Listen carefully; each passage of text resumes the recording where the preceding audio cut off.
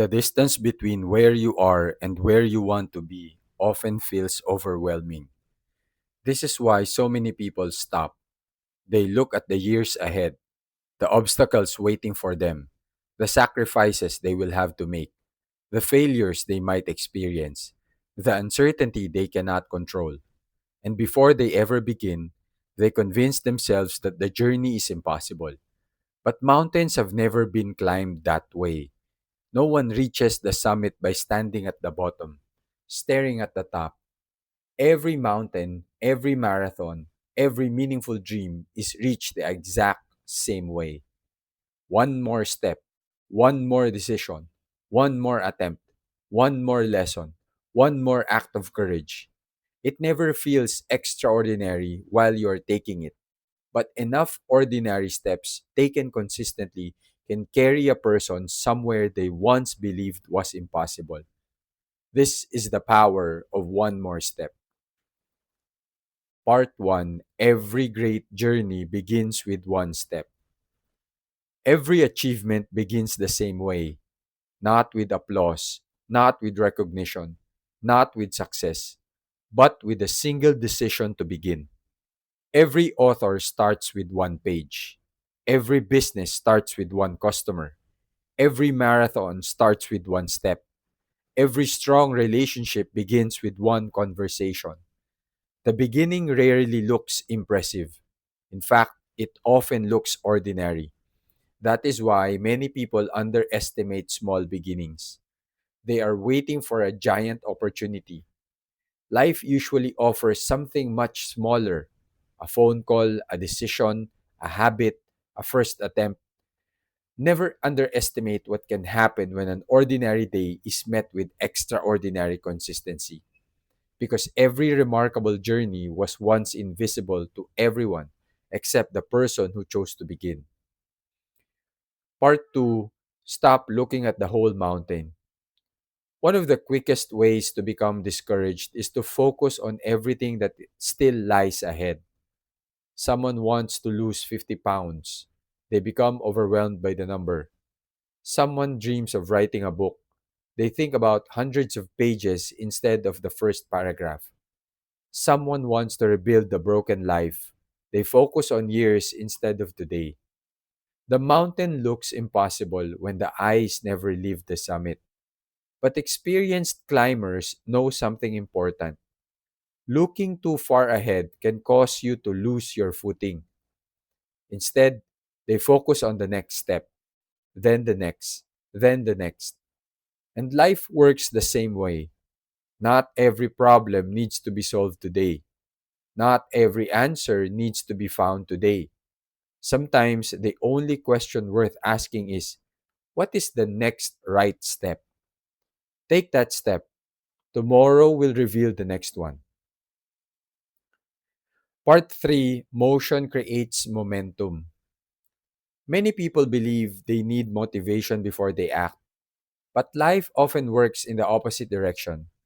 Action creates motivation. Movement creates confidence. Progress creates hope. Think about pushing a car. The hardest part is getting it moving. Once it begins to roll, each step becomes a little easier. Life follows a similar pattern. The first workout is difficult.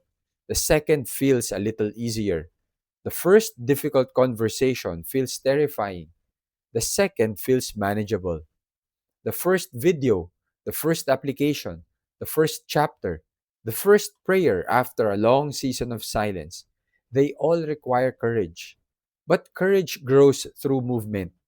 Waiting rarely removes fear. Taking action often does. One small step today can create momentum that changes tomorrow. Part 4. The climb is changing you. Most people believe the reward is waiting at the top of the mountain, but the mountain has been changing them since the very first step. Every steep path teaches patience. Every obstacle teaches resilience. Every setback teaches humility. Every difficult climb builds strength that comfort never could. If reaching the summit were easy, the view would never be appreciated. The same is true in life. The struggle is not wasting your time. The struggle is preparing you. The difficult season is not interrupting your growth. It is creating it. One day, you may look back and realize the greatest gift was never the destination. It was the person you became while you're trying to reach it. Part 5: Rest if you must, but do not turn around. Sometimes people confuse rest with quitting. They are not the same. Even the strongest climbers stop to catch their breath. They drink water, they recover, they regain their strength, but they do not abandon the mountain simply because the climb became difficult. Life also has seasons when slowing down is necessary. Healing is not failure. Recovery is not weakness. Taking time to breathe does not mean you have given up. There is wisdom in knowing the difference between resting and surrendering. Some days, the bravest thing you can do is simply refuse to turn around. The mountain will still be there tomorrow, and so will the opportunity to take one more step. Part 6: Small Steps Create Extraordinary Lives. People often search for one life changing moment, one breakthrough, one opportunity, one lucky break.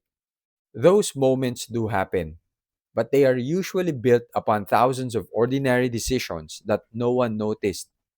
One page becomes a book, one workout becomes a healthier body, one saved dollar becomes financial stability, one meaningful conversation becomes a lifelong friendship, one act of forgiveness restores a relationship, one prayer strengthens faith, one hour of learning becomes expertise. Great lives are rarely built in dramatic moments. They are built quietly, patiently, faithfully, one ordinary step at a time. Never underestimate the compound effect of consistency. The smallest steps often create the greatest transformations. Part 7: The summit was never the greatest reward. One day you will arrive somewhere that once seemed impossible. You will remember the fear, the uncertainty, the days when you wanted to quit, the moments when the mountain looked too high, and people will ask, how did you do it? They may expect a remarkable answer, a secret strategy, a shortcut, one extraordinary opportunity. But the truth will be beautifully simple. There was no shortcut, no giant leap, no single moment that changed everything. There was only one more step, taken on the days when motivation disappeared, taken after disappointment, taken through uncertainty, taken when progress was invisible, taken when no one was watching. Looking back, it will become clear that the summit was never the greatest reward. The greatest reward was becoming the kind of person who refused to stop climbing. Remember this: you do not have to finish the journey today. You do not have to solve every problem this week. You do not have to see the entire path before you begin. You only need enough courage for one more step. Because our extraordinary lives are not built by giant leaps. They are built by ordinary people who simply refuse to stop walking. Take one more step tomorrow. Take another step, and someday you will stand on a mountain that once existed only in your imagination. Not because you were stronger than everyone else, not because you were luckier, but because when others stopped, you kept climbing, one more step at a time.